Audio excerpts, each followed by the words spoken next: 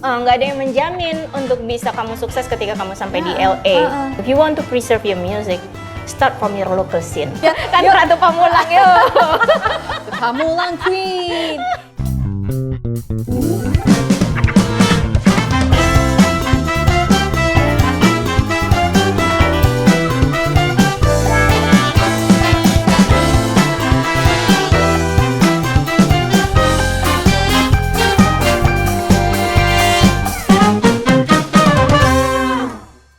Oke, aku sekarang mau bicara lebih ke keluarga sedikit ya, karena dari tadi kan musik. Sebelum bertemu dengan Reza, kamu lebih daddy's little girl atau mommy's helper? Ini kalau ngomongin keluarga sih Nangis lagi? ya. Nggak apa-apa, aku tisunya banyak. Oke. Sama aku juga nangisan. Iya, mungkin dua-duanya kali ya. Sebenarnya lebih ke karena bapak tuh lumayan banyak kerja banget di luar, jadi memang lebih ke mommy's helper. Karena memang mamaku tuh main gitar sambil nyanyi. Oh. Jadi memang dari kecil aku udah mamaku banget. Jadi mama yang Iya. mengajari. Kamu anak bungsu kan ya? Bungsu. Ada dua kakak. Ada dua yang kakak. dua enggak? Yang kakakku main gitar sambil goncengan? nyanyi juga. Yang tengah juga nyanyi-nyanyi. Cuman yang kayaknya nggak tahu kenapa ya, mamaku tuh mungkin yang intens, mungkin memang kelihatan kayak I always excited waktu kecil nyanyi, kemana nyanyi gitu. Dan mama pikir tuh aku akan jadi penyanyi. Tapi kemudian begitu SD aku megang gitar, dari kelas 2 SD aku megang gitar, terus aku ngulik lagu When the Children kayaknya White Lion. When the children. Iya, itu kan ada petikan-petikan gitar dan aku bisa mainin itu dari SD kan. Jadi mama tuh kayak suka bawa ke acara arisan papa, kantor papa, terus aku main di depan orang, terus suka gitu. Kamu Terus, mau tuh nggak merasa tersiksa? enggak, aku seneng. Oh, seneng. Iya, as long as main gitar sambil nyanyi ya. Oh, as long as main Iya, gitar. Tapi kalau cuma nyanyi aja atau main gitar aja mungkin kalau itu terpisah kayaknya aku nggak comfort. Tapi kalau misalnya main gitar sambil nyanyi aku seneng. Jadi emang kayak dari kecil tuh udah disuruh ayo main gitar sambil nyanyi, main gitar sambil nyanyi. Dan itu jadi kayak mamaku banget sih gitu. Ya, dan tapi setelah mamaku nggak ada, mamaku meninggal 2004. Terus kemudian 2004 apa 2005 ya? Aku agak lupa. Mungkin 2005 sepertinya setelah 1 semester aku kuliah. Jadi waktu mamaku meninggal, aku kemudian mau nggak mau jadi dekat sama bapak, gitu. Karena memang cukup lama buat beliau untuk pulih ya. Jadi kemudian banyak, karena 2 kakakku sudah nggak di Jakarta. Maksudnya kakakku di Jakarta, cuman udah menikah yang laki-laki dan yang perempuan itu udah di luar Jakarta. Bahkan waktu itu kalau nggak salah sempat kuliah di Scotland dan kemudian menikah dan tinggal di Oman dan di Irak waktu itu. Jadi aku yang lebih banyak sama bapak gitu. Jadi memang kemudian aku jadi bonding lah, jadi cukup mengerti bapakku gitu. Jadi sebenarnya I'm in both side gitu. Kalau bapak masih ada masih sampai ada. hari Nah, beliau sudah menikah dan tinggal di Jogja sekarang dengan istrinya dan dengan ibu saya juga gitu. Dan kami kadang-kadang juga masih berjumpa dan syukurnya semua jadi sangat baik sekali. Maksudnya dalam arti diberkahi lah ya. Ayah dengan ibuku yang sekarang benar-benar sama dengan kasih sayang dan perhatiannya juga sangat luar biasa, just seperti mamaku lah ibaratnya. Jadi emang aku nggak ada keraguan sedikit pun ketika bapakku bersamanya gitu. So you're happy bahwa papa juga menemukan? Ya bahkan mungkin sekarang jauh lebih excited dalam arti mungkin karena ketemu teman-teman ya di usia segitu tentu saja kan inginnya punya teman ibadah, punya teman untuk sama-sama ibadah, terus teman-teman sama-sama berkegiatan gitu. Dan ya menurut aku udah menemukan kehidupan yang sangat baik sekarang ini gitu. Oh wow. Jadi mereka di Jogja ya sekarang. di Jogja. Jadi kamu sering yang ngajak Jakarta, Pamulang Jogja. Iya, kadang-kadang. Kadang-kadang ya. Atau Pamulang Bali nih suka tiba-tiba nanti muncul depan rumahku terus berdua naik sepeda. Coba iya bingung itu. nggak? Tapi bawa sepeda dari Jakarta. Bawa sepeda maksudnya dari Jakarta. Oke. Kita kembali sekarang ke musik. Jadi yang aku tahu adalah dalam tanda kutip, walaupun indie ya, karena kan beberapa orang suka memandang musisi indie itu sebelah mata gitu ya. Mereka ini, Endah and Reza ini sempat meraih beberapa awards seperti Rolling Stones Editor's Choice Awards, Yes. bener ya? Itu 2010? 2010 betul. 10, oke. Sorry, ini harus lihat catatan karena ada beberapa. AMI Awards juga, Iya. ya 2010 juga. Waktu itu kategorinya apa ya kalau AMI? AMI itu sebenarnya di 3 album kami selalu dapat. Jadi 2010, 11 dan 13 kalau nggak salah, saya lupa. Tapi untuk kategori album pertama itu musik produksi alternatif terbaik. Ya. Untuk album Nowhere to Go, Look What We Found itu juga dapat penghargaan. Album kedua kami, aku lupa kategori apa, kayaknya mungkin sama. Nah, yang ketiga nih yang unik, dapat semacam AMI Awards untuk lintas bidang crossover gitu. Iya, karena memang fusion antara rock tapi akustik tapi progresif kayak gitu. Jadi kita dapat AMI Awards juga untuk yang album ketiga. Oke. Lalu ada Indonesia Cutting Edge Music Awards. Oh, Kalau iya. tadi kan cuma kategori itu lintas Iya, cross iya, apa iya, tadi? lintas bidang. Lintas bidang. Ini Cutting Edge Cutting Edge. Music Awards. Di Cutting Edge, kalau nggak salah Cutting Edge kita nominasi. Karena ternyata banyak yang lebih edgy lagi dari kita. Oh iya. Iya, Wow, iya. oke. Jadi memang Endra sih sebenarnya in between ya. Dibilang pop mainstream yang tren juga enggak, tapi dibilang edgy banget juga enggak. Jadi kita tuh somehow in between. Iya. Untuk anak-anak yang indie banget gitu juga kita kurang aneh mungkin gitu Iya, ya, nyeleneh gitu kurang, masih ada Masih sisi ada easy listeningnya. pop-popnya, Tapi untuk orang-orang easy listening ini nggak easy listening banget juga sih gitu. Jadi Jadi emang usaha nih iya. untuk mengerti karyamu apa gitu ya. Jadi emang kita selalu in between ya mungkin ya, di tengah-tengah lah gitu. Iya. Kalau kata Vete Vera yang sedang-sedang saja. Iya. Jadi itu yang paling pas kayaknya rumusnya buat Endah and Reza ya. Iya, iya. Lalu AMI, 20 album terbaik versi majalah Rolling Stone itu Iya, juga ya. Iya, iya. Pasti pernah main di festival besar kan? Mm-mm. Kalau udah main di festival besar gitu, terus orang lain full band, muncul kalian mau ucuk berdua. Oh iya iya Sepi iya. kan? Iya. Krik krik. Endah and Reza. Berdua. Is iya. that it? Yeah, that's it. That's it. We don't have any more behind us gitu. Iya, iya. Itu gimana rasanya? Oh, it's good. Oh, it's good. Iya, Oke, it's kenapa? great. Karena kalau bawa kampung pusing. Ya kalau aku sebenarnya kita tuh pernah banget sih main setelah band-band yang rame banget, setelah big band pernah, setelah apa pernah. Dan buat aku pasti ada alasannya kenapa event organizer itu mengundang kita. Atau memasukkan kita dalam sebuah line up. Ya pasti memang nggak mungkin mereka nggak tahu format kita seperti Iya. apa. Jadi memang dan kita sangat tahu bagaimana cara memainkan dinamika yang ada di kita sendiri gitu. Jadi kita selalu mempelajari dinamika Endah and Reza nih, kalau berdua kalau paling keras seberapa, paling pelan seberapa. Jadi kita juga selalu nggak punya set list yang fix karena kita selalu melihat band sebelum kita apa dan setelah kita apa. Oh, Iya. sedinamis itu. Iya. Oke. Jadi misalnya sebelum kita mainnya sama akustikan juga, tapi mungkin kita akan mendengarkan dia banyak mayor, berarti kita akan main yang lebih intimidating di depan gitu. Ya wow. agak lebih keras. Tapi kalau misalnya sebelumnya band yang udah rock banget dan Kalian mungkin tone agak down. blues, ya kita akan main dengan lebih kasih dinamika yang paling pelan. Dengan begitu orang itu kan kasih attention ke dua hal. Ke yang keras banget sampai mereka nggak bisa ngobrol, akhirnya melihat, atau yang pelan banget sampai ini ngomong apa sih? Iya itu. Jadi kita kasih itu aja sebenarnya. Oh, Jadi kita wow. nggak pernah takut mau main setelah siapa, kita hajar aja. Luar biasa. Nih ya, gue yang penyanyi abal-abal ini pernah dapat giliran nyanyi setelah Judika. Kenapa setelah Judika? Dia kan idol. Dia kalau nyanyi yang kayak semua orang melihat begitu, aku kayak mendingan gak usah nyanyi aja gitu pada saat tapi itu. your voice is very unique. Aduh, enggak, jangan gitu, It's different. I mean, the voice kayak kita tuh kayak Mbak Sophie sih terutama. You have uniqueness yang kayak orang kalau dengerin, ini Sophie Navita. It's different voice. It's different from the others. Tuh kan, gue jadi nangis kalau kayak gini karena it's not easy being kakaknya Lea Simanjuntak. Nah, itu aku ungkapkan di sini.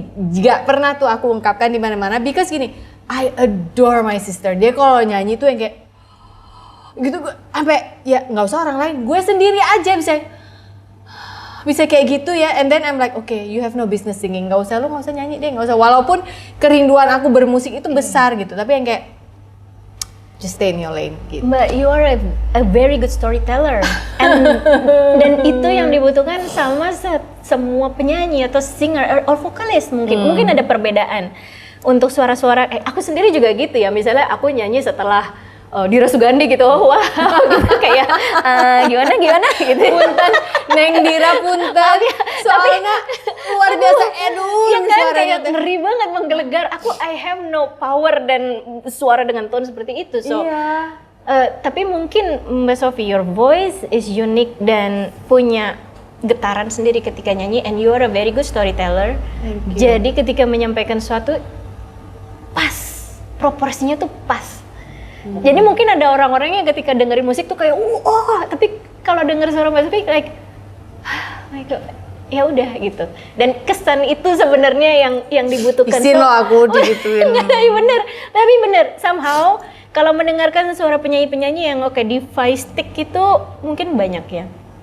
Kayak banyak, dan kita kayak udah tahu dia akan kemana gitu. But the storyteller singer, Ya. it's different things.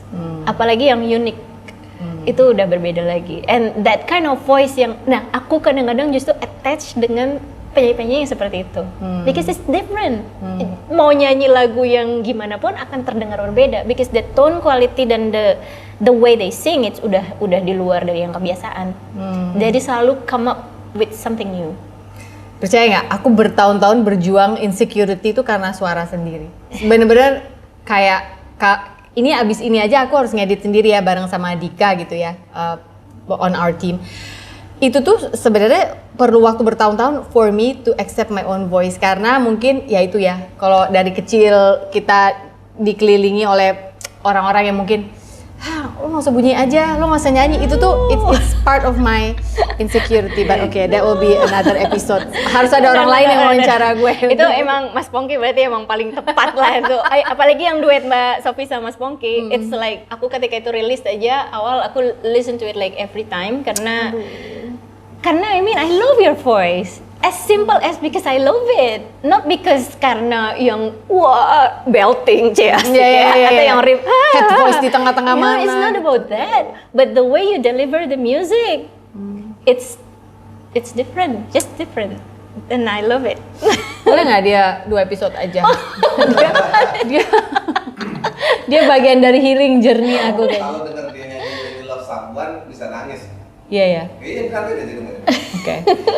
Wow, tapi Musik. itu oke Mbak, karena sebenarnya di Earhouse pun aku justru malah membuat orang untuk tidak mendengar musikku.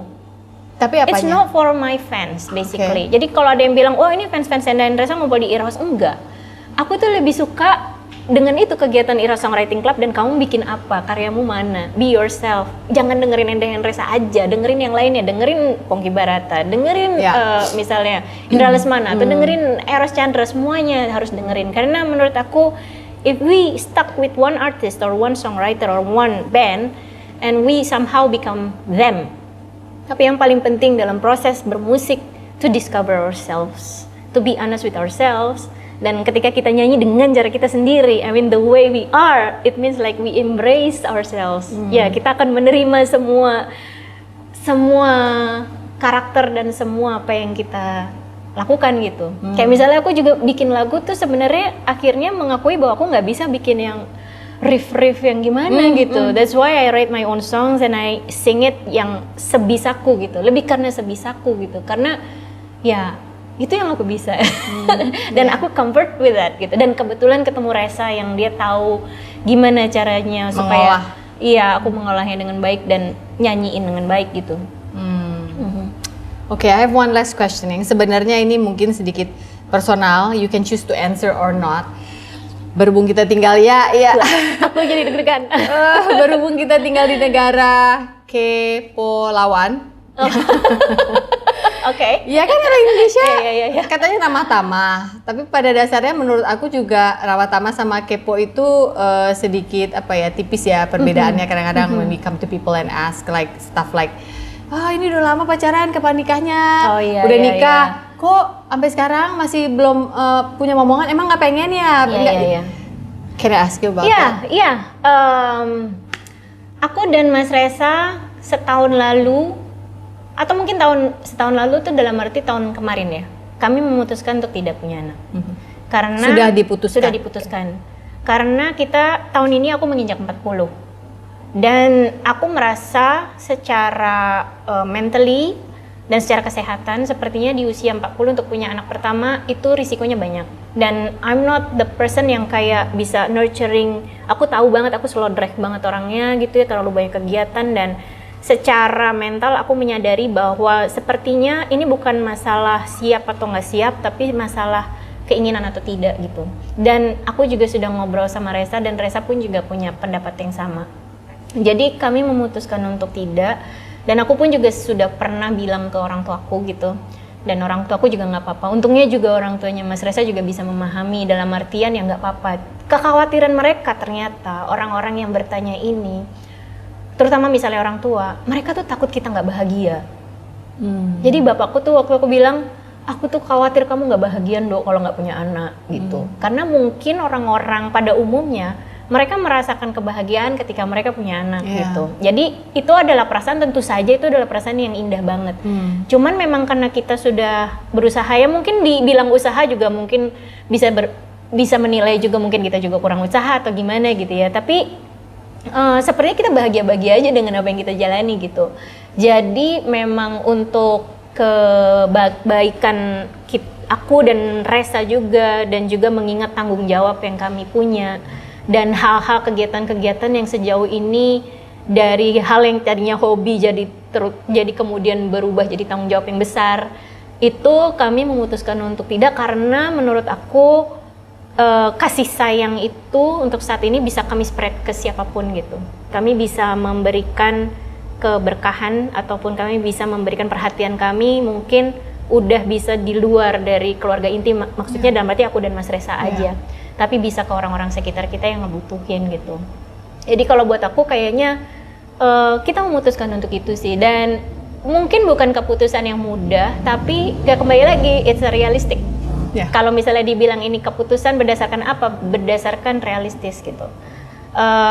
Dan tapi kalau misalnya memang Tuhan menghendaki, kalau misalnya ternyata di tengah jalan tiba-tiba gimana ya, udah pasti plot itu twist gitu ya, tiba-tiba plot twist ya, kita juga mudah-mudahan kita siap juga gitu. But kalau aku dan Mas Reza sih sebenarnya sepertinya kita sudah mendiskusikan untuk kita berdoa aja ya gitu. Kayaknya nggak apa-apa. Jadi yang kita lakukan adalah kita mempersiapkan tabungan-tabungan untuk hari tua, untuk supaya kita nggak ngerepotin orang. Iya, jadi kita nabung untuk hari tua kita, untuk nanti kira-kira kita akan tinggal di mana, kira-kira untuk nanti pengeluaran-pengeluaran bulanan kita seperti apa gitu. Jadi setidaknya paling nggak kalau kita nanti emang tua berdua, kita akan bisa menjadi lansia yang mandiri lah. Itu penting loh, lansia yang mandiri. Iya, mudah-mudahan ya. Nah, tapi memang ketika sudah direncanakan harusnya sih menurut aku paling nggak mendekati goal. Yang repot adalah generasi sebelum kita. Kan mereka mungkin tidak terbiasa untuk berpikir ke sana gitu loh. Di generasi kita lah ini sepertinya terjadi bahwa kalau zaman dulu kan ada satu pemahaman anak itu harus berbakti, betul. Tapi berbakti nggak melulu berarti dia drop everything in their life lalu urus orang tua. Nggak gitu juga loh menurut aku. Karena setiap anak kan punya kehidupan mereka masing-masing. Pongki sama aku aja sering kalau bahas satu hal yang bisa bikin dia mau rajin olahraga hanya itu. Aku bilang jangan sampai nanti kita udah tua-tua terus kenapa-napa terus anak-anak harus berhenti semua kegiatannya itu hanya untuk hanya karena kita katakanlah amit-amit immobilized atau apa gitu. Jadi nggak cuma nabung finance aja tapi juga nabung kesehatan. Betul. Kekuatan otot, kekuatan tulang. Iya benar. Enggak ya hidup ya. Ayo Reza olahraga. Dua istri yang susah menyuruh suaminya olahraga. Ayo Reza, ayo Pongki, kamu bisa. Oh kesini. Ayo Reza, ayo Pongki, kamu bisa.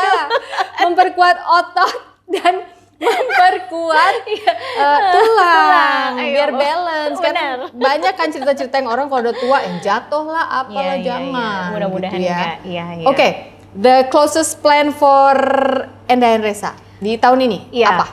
The closest plan of course kayak kita masih punya artis-artis muda yang kita produksi. Jadi aku dan Mas Reza, karena sekarang Earhouse lantai 2-nya ada studio, jadi kita banyak memproduksi musisi sekarang di situ. Take semua, drum apa semua bisa di situ. Wow, bisa di situ juga. Mas Reza is really good producer basically dan juga mixing and mastering engineer.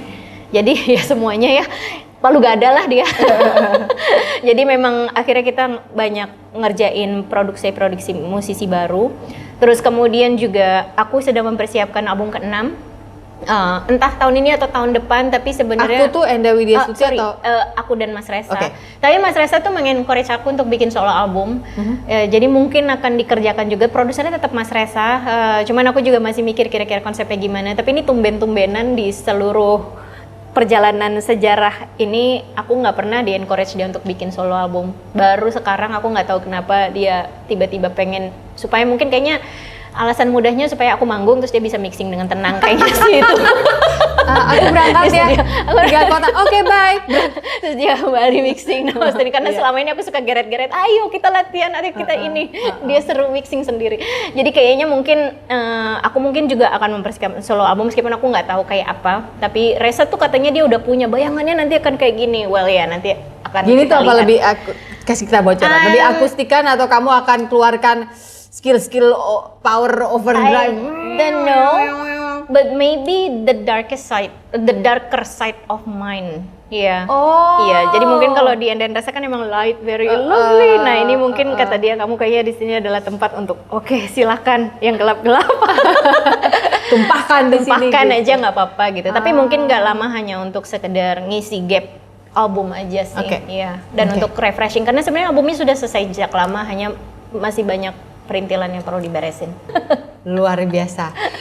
Enda Widya Stuti from Enda Hendresa. Sofi Nabi Talks. Terima kasih loh. Aku nggak pernah membayangkan aku bisa diundang ke sini. Makasih banyak ya Mbak Sofi. Aku nggak membayangkan kita bisa ketemu lagi secepat ini karena kan ini kan si pandemi lalala ini kan like Iya. masih grey ya antara Iya, is it iya. over, is it still there, is it over. Yes. Jadi kan everybody masih meraba nih maunya gimana. Tapi terima kasih banget sudah menyempatkan waktu. My pleasure. Aku tahu kamu walaupun di Bali ini sekalian plesir, sekalian ngajar songwriting juga kemarin di tempatnya Mas Indra Lesmana. Aku tahu kamu juga sibuk karena pasti banyak teman-teman yang mau dikunjungi juga. Iya, iya. Jadi I won't take your time any longer. Namun terima kasih ya teman-teman yang sudah nonton. Jangan lupa untuk saksikan selalu Sofi Navi Talks setiap hari Senin sampai Jumat atau kadang bisa sampai Sabtu sih. Kalau kayak panjang begini kita bisa pecah episodenya panjang gitu. Jam 5 sore WIB, oke? Di channel Sofi Navita TV. Jangan lupa, I never thought I would ever say this, tapi like and subscribe.